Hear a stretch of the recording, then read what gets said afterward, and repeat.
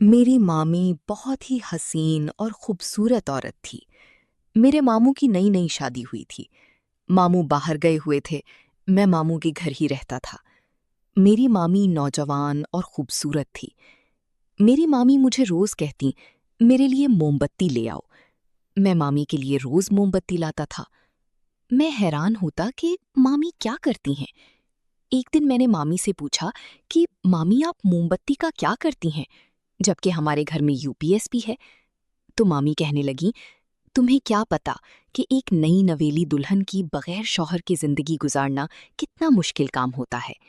अगर तुम देखना चाहती हो कि मैं मोमबत्ती के साथ क्या करती हूँ, तो रात को मैं खिड़की खुली छोड़ दूंगी, आके देख लेना। अगली रात मैं मामी के कमरे के पास चला गया तो मामी ने खिड़की खुली छोड़ी हुई थी। और जब मैंने मामी को देखा तो मामी ऐसी हालत में थी जिसको देखकर मेरे पैरों तले से जमीन निकल गई। आज फिर उसी दुकान के बाहर खड़ा था। मैंने दुकानदार से कहा कि ये पैसे लो और एक बड़ी मोमबत्ती दे दो जो सबसे मोटी हो। तो दुकान वाला हैरान हुआ और कहने लगा, ये इतनी सारी मोमबत्तियों का रोज क्या करते हो? यार तुम लोग तो अच्छे भले खानदानी से हो, यूपीएस क्यों नहीं लगवा लेते? मोमबत्ती से लाइट का काम लेते हो या कुछ और भी? मुझे उसकी बात सुनकर गुस्सा आ गया। मैंने कहा, भाई मुझे मेरा सामान दे दो, मुझे और भी काम है। मैंने मोमबत्ती ली और घर आया। मामी पहले से ही मेरे इंतजार में खड़ी थी। मेरी मामी बहुत ज्यादा खूबसूरत थीं। उनका रंग सिर्फ सफेद ही नहीं बल्कि सुर्ख भी था। उनके रुखसार बहुत ज्यादा सुर्ख थे। सब लोग हैरान थे कि ये इतनी ज्यादा खूबसूरत कैसे है। ऐसी खूबसूरत जिल्द तो पठानों की भी नहीं होती। यही तो खूबसूरती थी जिसको मेरी नानी ने देखा और फौरन सोच लिया कि अपने बेटे की शादी करवाऊंगी तो इसी के साथ। शादी के 1 महीने तक सारे खानदान वाले तो शादी में नहीं आ सके। बार बार नानी अम्मा के घर आते और मेरी मामी अनम को देखकर हैरान होते और आराम से पूछते कि तुम्हारी कोई बहन है क्या। लेकिन मामी अकलौती थी। मामी ने मेरे हाथ में मोमबत्ती देखी तो बहुत खुश हुई। फौरन मेरे हाथ से मोमबत्ती ली और उसके अंदर से वो धागा निकालकर वहीं फेंक दिया और मोमबत्ती लेकर अपने कमरे में चली गई। शाम हो चुकी थी। मामी शाम के बाद कोई काम नहीं करती थी, अपने कमरे में अकेली बैठी रहती थी। नानी कहती कि शायद उसको मामू फोन करता है। बेचारा पैसों की खातिर नई नवीली दुल्हन को छोड़कर बाहर चला गया। लेकिन कोई बात नहीं, 1 साल में वापस आ जाएगा। मेरी बहू का दिल नहीं लगता होगा। मेरी नानी मेरी मामी पर फिदा थीं। उनको उसमें कोई भी गलती नजर नहीं आती थी।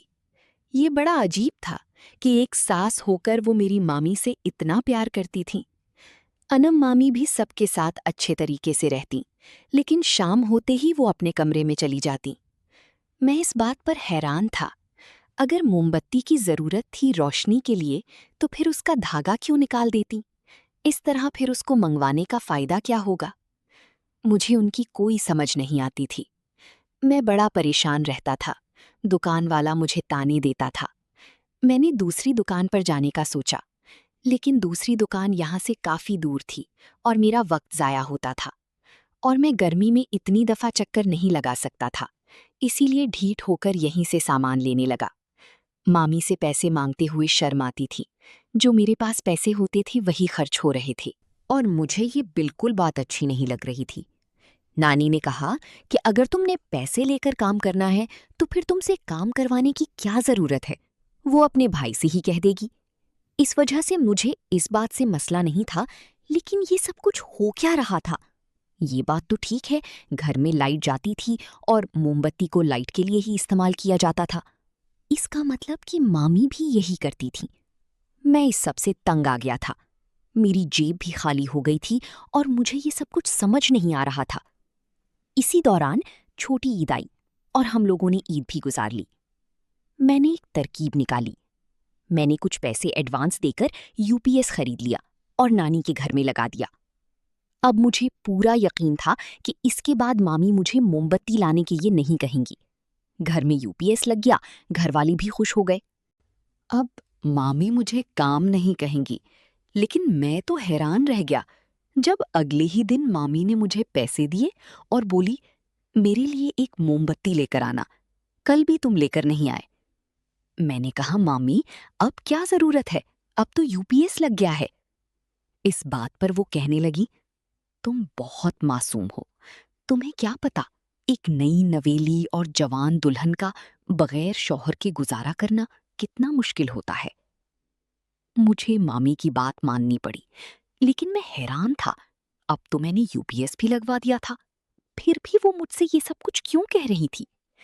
खैर, मैं नहीं चाहता था, फिर भी मुझे वही करना पड़ गया। एक दिन मैंने मामी से पूछा, मामी मोमबत्ती का क्या करती हैं? तो वो इस बात पर हंसने लगी और कहने लगी, मैं रात को खिड़की खोल दूंगी, तुम खुद ही देख लेना मैं उसका क्या करती हूँ। मैं हैरान रह गया। मामी बहुत ही अजीब थी। हमारे खानदान में पहले भी कुछ ऐसे लोग थे जिनकी शादियां हुई और उनके घर में उनकी बहू आई, लेकिन उनके साथ उनका इतना मजाक नहीं था। अनम मामी अब मुझे अजीबो गरीब किस्म की बातें करती। मैं ये बात अपनी नानी को भी नहीं बता सकता था। एक दिन अरसलान मामू का फोन आया। वो कह रहे थे, आप लोगों ने लगता है मेरी बीवी को बहुत ज्यादा प्यार से रखा हुआ है। उसको मेरा कोई ख्याल नहीं आता, मुझे फोन भी नहीं करती और ना मुझसे बात करती है। पर नानी ने कहा, वो तो शाम को सारे काम वगैरह खत्म कर देती है और तुमसे बात करती है, क्योंकि इस टाइम तुम्हारे मुल्क में सुबह का वक्त होता है। मैं उसको तंग नहीं करती कि तुम्हारे साथ बात करती है। तुम यहाँ पर रहते हो तो बात करके ही गुजारा हो सकता है। मेरा मामू इस बात पर हैरान था। उसने कहा, नहीं ऐसा कुछ नहीं है, हम लोग बात करते हैं, लेकिन वो इतना वक्त नहीं देती।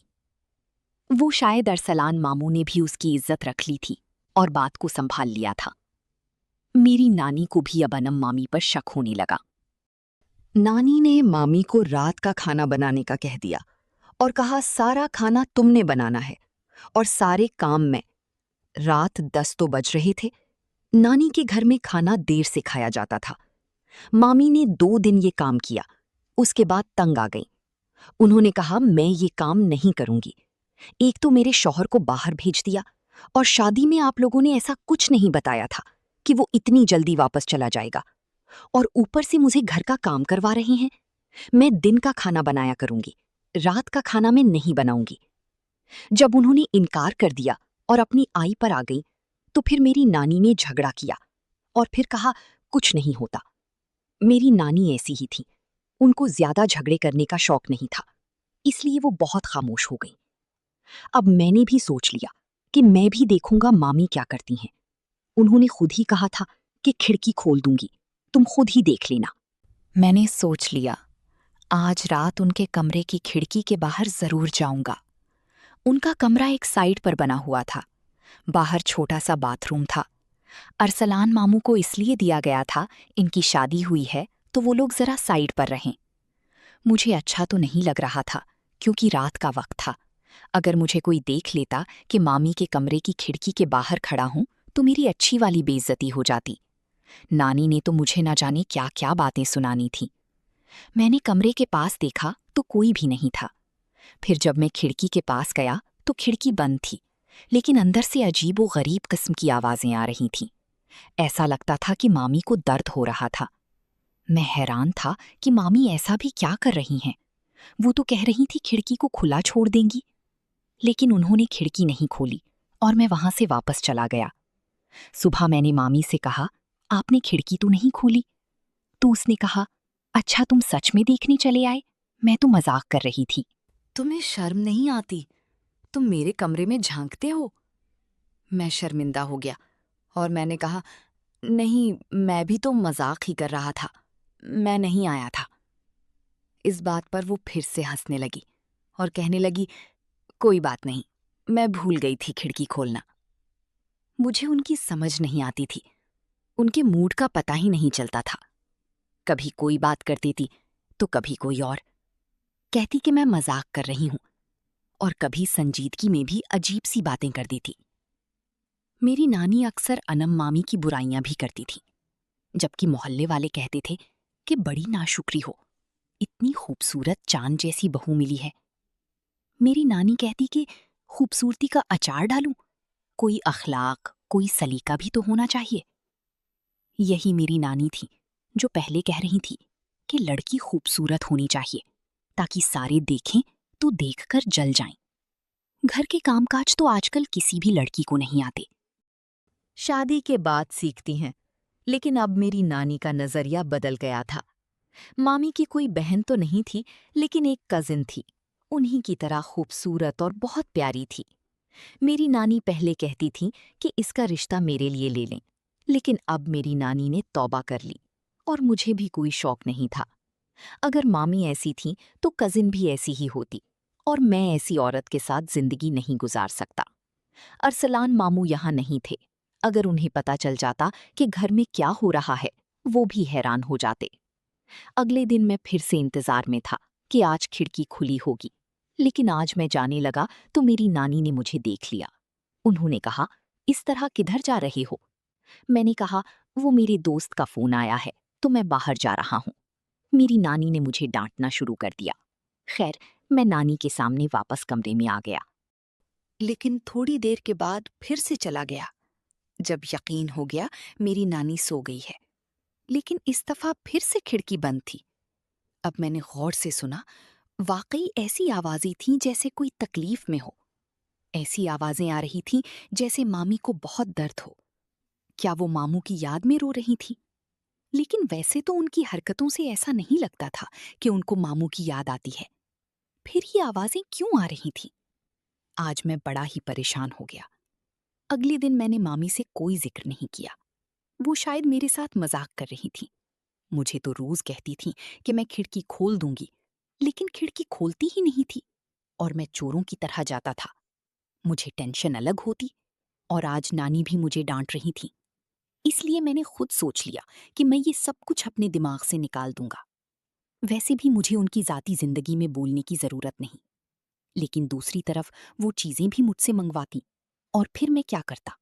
अरसलान मामू ने फोन करके बताया कि वो 2 माह के लिए घर आ रहे हैं। ये बात सुनकर हम सब खुश हो गए, लेकिन मामी बहुत ज्यादा परेशान हो गई थीं। उनकी शक्ल पर बिल्कुल खुशी नहीं थी। उन्होंने कहा, ये अफवाहें हैं, अभी छुट्टियां तो नहीं हुई हैं, और काम नहीं करेंगे तो पैसे कहाँ से आएंगे? मेरी नानी ने कहा, तुम्हें खुश होना चाहिए, तुम्हारा शौहर वापस आ रहा है, तुम्हें काम और पैसों की पड़ी है। वो मेरी मामी ने उल्टा जवाब दिया और कहा, पैसे नहीं आएंगे तो ये घर कैसे चलेगा?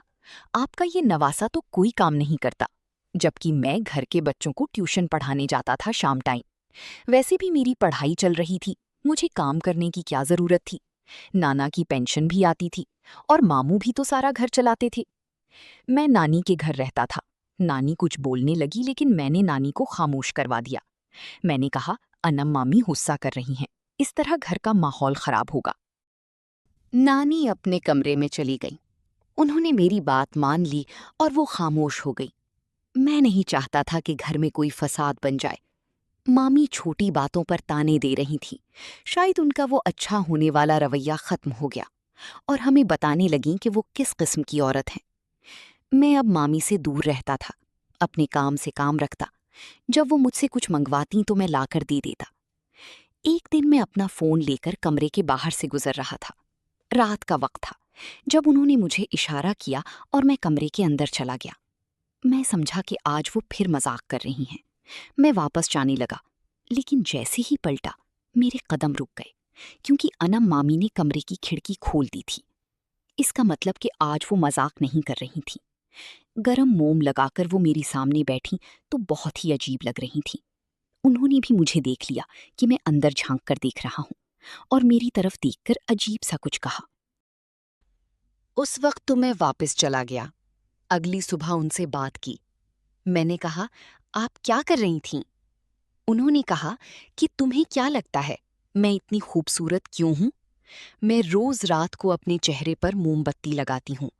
कल भी वही लगा रही थी, और इसी वजह से मेरे चेहरे की सारी गंदगी और मरी हुई जिल्द उतर जाती है, और मेरी असल चमकदार जिल्द बाहर आ जाती है। तभी मैं इतनी खूबसूरत लगती हूँ। मैंने सोच लिया था कि मामी पागल है, और 2 दिन जानबूझकर मैंने कोई बात नहीं की, क्योंकि खूबसूरती के लिए कोई अपने आप को इतनी अजियत कैसे देता है? जो इंसान अपना नहीं, वो किसी का नहीं होता। जब वो अपनी साथ इतना जुल्म कर सकती है, तो वो कल किसी के साथ भी कर सकती है। ये बात मैंने किसी को भी नहीं बताई। अरसलान मामू 2 महीने के लिए वापस आ गया। मामू और मामी रोज झगड़ा करती थी। मामी बहुत जिद्दी थी और शायद मामू को भी मामी के किसी पुराने चक्कर के बारे में पता चल चुका था। आजकल वो बहुत झगड़ते थे। पहले तो हम सिर्फ आवाज ही सुनते, फिर उनके झगड़े कमरे से बाहर आ गए। मामू ने कहना शुरू कर दिया, पागल लड़की के साथ नहीं रहूंगा। ये पागल है, इसका दिमाग खराब है और न जाने कितने यार हैं। इस तरह फिर बात तलाक तक चली गई। हम लोगों ने फिर भी कोशिश की कि उनका घर खराब ना हो। मामी को बहुत समझाया, लेकिन मामी अचानक से अपने घर चली गईं और वापस आने से इनकारी हो गई। हम उनको फिर भी समझाते रहे, लेकिन वो ना मानी। और फिर कुछ दिन के बाद उनकी तरफ से कोर्ट का ऑर्डर आ गया। वो मेरे मामू अरसलान से तलाक लेना चाहती थीं। अब मेरे मामू को भी गुस्सा आ गया। मामू ने कहा, मैं तो पहले ही इसे नहीं रखना चाहता था, कि मुझे पता था इसकी और लोगों के साथ भी चक्कर हैं और रोज रात को ये अपने यारों से बातें करती है। मैं आप लोगों की वजह से सब्र कर रहा था। यानी मामी किस तरह की थीं, वो क्या चाहती थीं, उनको बहुत गुरूर था। मेरी माँ भी काफी परेशान थी। मामला कोर्ट कचहरी तक चला गया और दोनों में अलहदगी हो गई। अरसलान मामू ने कहा, आपने लड़की की शक्ल देखी, लेकिन उसका किरदार, उसकी अक्ल नहीं देखी। शक्ल देखकर फैसला नहीं करना चाहिए, बल्कि सीरत और खुशगुफ्तगार लड़की देखकर फैसला करना चाहिए।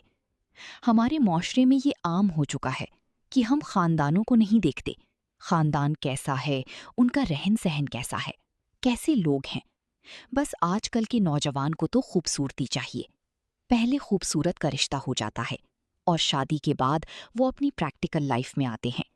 तब जाकर उनको पता चलता है कि उन्होंने खूबसूरती को देखकर बहुत ही गलत फैसला किया था। वो पछता रहे होते हैं। अब पछताने का भी कोई फायदा नहीं होता, क्योंकि अगर वो कोई 2 कदम उठाते तो उनका अब घर टूटता है, क्योंकि पहले उन्होंने सोच समझकर रिश्ता नहीं किया था, खानदान नहीं देखा था। उन्होंने तो सिर्फ खूबसूरती देखी थी। लड़की की चाल चलन, बोलने का अंदाज नहीं देखा था। सिर्फ और सिर्फ उसकी गोरी चिट्टी रंगत देखी थी। तो फिर अब ये भुगतना तो पड़ेगा। लिहाजा मैं अपनी तमाम नाजरीन से कहना चाहता हूँ कि जब भी कभी अपनी बेटी का रिश्ता करें तो मुकम्मल जांच पड़ताल करें, ताकि भरपूर जिंदगी गुजार सकें।